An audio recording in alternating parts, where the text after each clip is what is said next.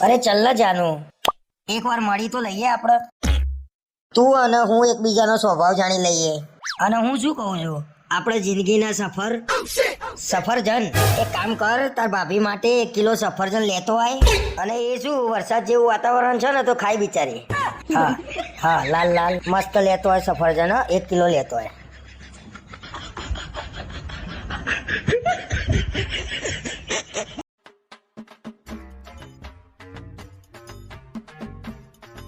સાંભળો છો, હું શોપિંગ કરવા જઉં છું, સાંજે ઘરે આવીશ. શેની શોપિંગ કરવા જઉં છું અત્યારે પાછી? એ તો હું શોપિંગ કરવા જઉં છું, મારે જે જરૂર હશે એ વસ્તુ લાવીશ. લાવવાનું શું છે એ તો કે, કંઈક તો નક્કી કર્યું હશે ને તે. મારે થોડો મેકઅપનું સામાન, ડ્રેસ, કટલરી લાવવાની છે. શું લેવા પૈસા ઉડાડતા હશો ખોટા? હું મારા પૈસાથી લાવું છું, એમાં ક્યાં તમારે બોલવાનું જ આવે છે?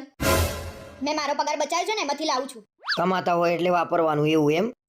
તમારે તમારા પગારમાંથી લઈ આપવું ના હોય તો કઈ નહીં, પણ મને મારા પૈસાથી તો લેવા દો. દર મહિને મારો પગાર તું જ લઈ લઉં છું ઘર ચલાવવા માટે.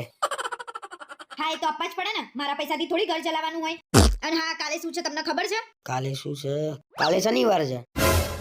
કાલે આપણી મેરેજ એનિવર્સરી છે, એ પણ પહેલી. એટલું એ યાદ નહીં હોય ને તમને? અરે યાર, એનિવર્સરી એ ભૂલી ગયો હું.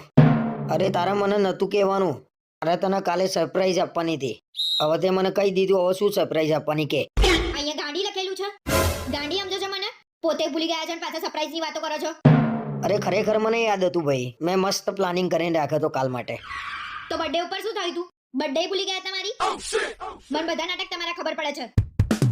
હું 12 મહિનાથી તમારા જોડે રહું છું, સારી રીતે ઓળખું છું તમને. હું એ ઓળખી જ ગયો છું ને, પણ આવું બોલવાની હિંમત નહીં થતી મારી.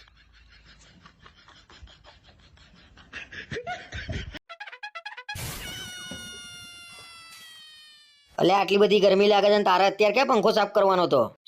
ખબર નહીં પડતી? આ પંખો કેટલો ગંદો થયો છે. નવા વર્ષમાં કોઈક મહેમાન આવે તો કેવું ગંદુ લાગે. સાફ કરવો પડે કે નહીં? અરે પણ વાંધો નહીં, ફટાફટ લૂસી કાઢ તો પંખો ચાલુ થાય. કેટલી ગરમી લાગે છે. 5-10 મિનિટ બેસી રહો ને, લૂછી નાખું છું. થોડી તો ધીરજ રાખો.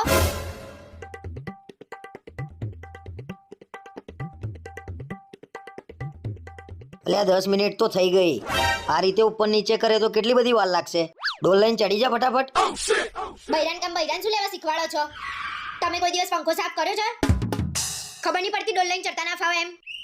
ઓહો, પમોચો મોટા વાઘ મારવાના છે તે ડોલ લઈને ચડતા ના ફાવો ભાઈ. વાઘ ના મારવાના તો લો, એકાદ પંખો સાફ કર દો.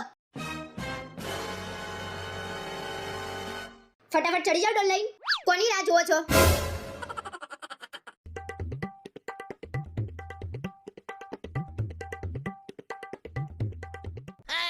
ડોલ લઈને તો નહીં ફાવા. તું એક કામ કર, મને નીચો નાલ તો હું ફટાફટ ચડીને લૂસી કાઢું.